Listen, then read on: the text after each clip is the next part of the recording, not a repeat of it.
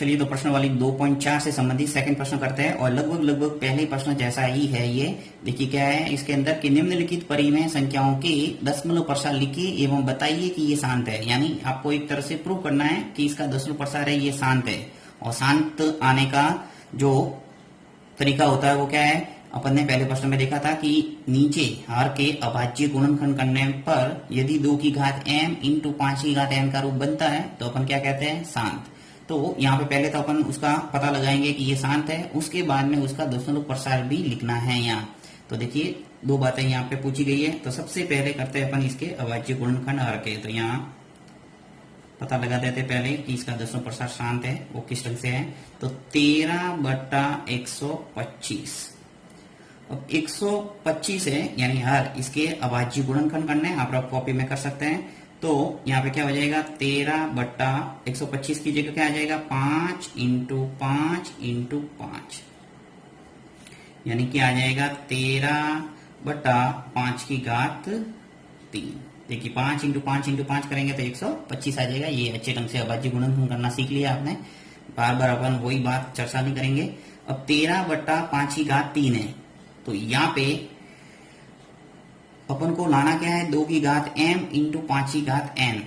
तो यहाँ पे गुणा कर सकता हूं मैं 2 की घात 0 से, तो यहाँ लिख सकता हूं वापस नीचे। देखिए 13 आगे करो पीछे करो कोई फर्क नहीं पड़ता, यहाँ पे मैं लिख लेता हूँ 2 की घात 0 इंटू 5 की घात 3। ये मैंने आपको अच्छे ढंग से समझाया था कि जब भी आपको 5 या 2 में से कोई भी संख्या घात के रूप में मिले तो जो नहीं मिले उससे गुणा करना है। 5 की घात कोई मिल गया तो 2 की घात 0 से गुणा करेंगे, और यदि 2 की घात कोई मिल गया तो उसको 5 की घात 0 से गुणा करना पड़ेगा, क्योंकि अपन को रूप कौन सा बनाना है, 2 की घात m इंटू 5 की घात n का रूप। अगर 2 और 5 के अतिरिक्त कोई संख्या मिल गई तो वो सीधा अशांत आवर्ती हो जाती है, वो शांत है, वो संख्या ही नहीं रहती, इसलिए शांत है तो अपन को ये करना है। तो देखिए यहाँ लिख लेते हैं, चूंकि हर 2 की घात m इंटू 5 की घात n का रूप है, यानी जो हर संख्या थी 125 वो 2 की घात m इंटू 5 की घात n का रूप है। अतः 13/125 का दशमलव प्रसार कैसा होगा, शांत। यानी एक बात आपने पता लगा दी, इस प्रश्न के अंदर 2 बातें पूछी गई है।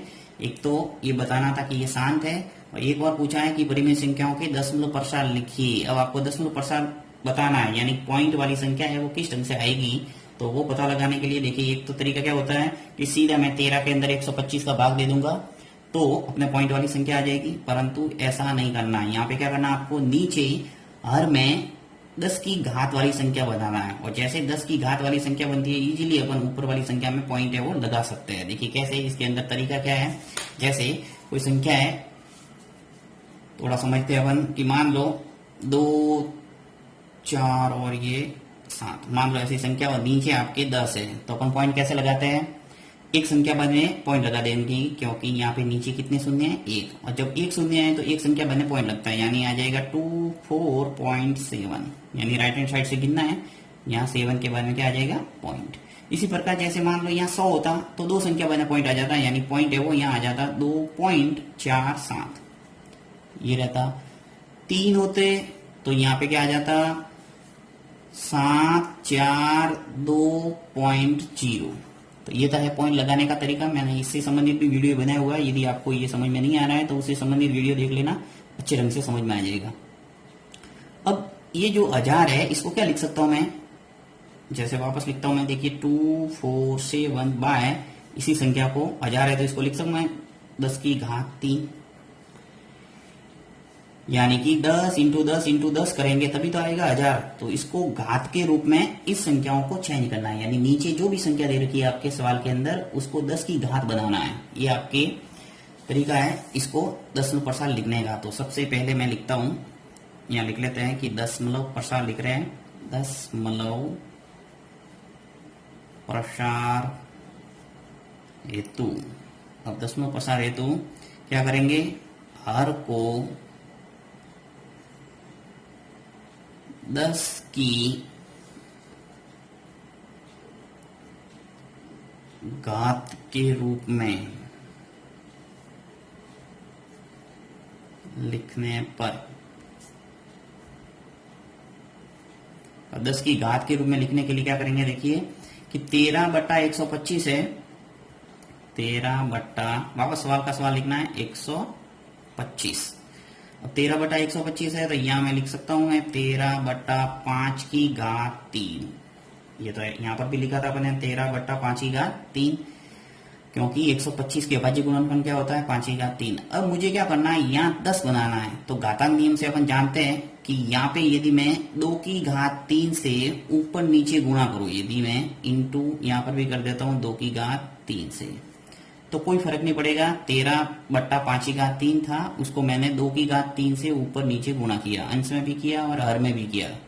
तो इस समीकरण में कोई चेंज नहीं हुआ। जब भी अपन किसी एक ही संख्या से गुणा करते हैं तो कोई फर्क नहीं पड़ता, क्योंकि कट जाता है वापस। देखिए 2 की घात 3 से काटूं और 2 की घात 3 से ये कट जाएगा एक एक बार, तो वापस आ जाएगा 13/5 की घात 3। अब देखिए मैंने 2 की घात 3 से ही गुणा क्यों किया है, क्योंकि यहाँ पे मुझे लाना क्या है 10, और घात जब समान होगी तभी तो गुणा होगा, ये घातांक नियम से। यहाँ पे देखिए घातांक नियम थोड़ा देख लेते हैं। घातांक नियम क्या कहता है कि यदि a की घात m है और b की घात भी m है, यानी घात यदि समान है तो आधार का क्या हो जाता है गुणा। अब घातांक नियम से संबंधित भी मैंने अच्छे ढंग से एक वीडियो बनाया हुआ है, वो भी देख सकते हैं। तो a और b का गुणा हो जाएगा, यानी इसका गुणा इससे, और घात है वो चढ़ जाएगी ऊपर, ये तरीका है। अब a और b का गुणा होगा और लाना अपन को 10, तो जब 5 का गुणा 2 से होगा तभी तो क्या आएगा 10, अर्थात इसीलिए मैंने 2 की घात 3 से गुणा किया है। तो बस ये ध्यान रखना है कि यदि नीचे 2 की घात मिले तो आपको 5 की घात से गुणा करना ऊपर नीचे, और यदि 5 मिले तो 2 की घात से ऊपर नीचे गुणा करना है, और घात वो रखना है जो घात आपके सवाल के अंदर आई है। तो ये है, 1-2 सवाल करेंगे आपके बिल्कुल दिमाग में बैठ जाएगा, बहुत ही सरल है ये।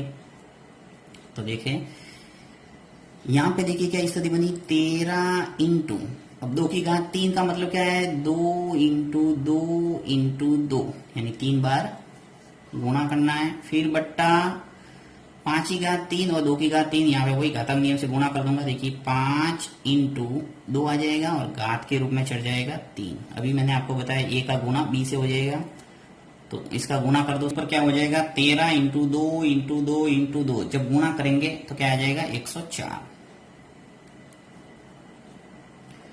5 का गुणा 2 से करेंगे क्या आएगा 10, और 10 की घात आ जाएगा 3।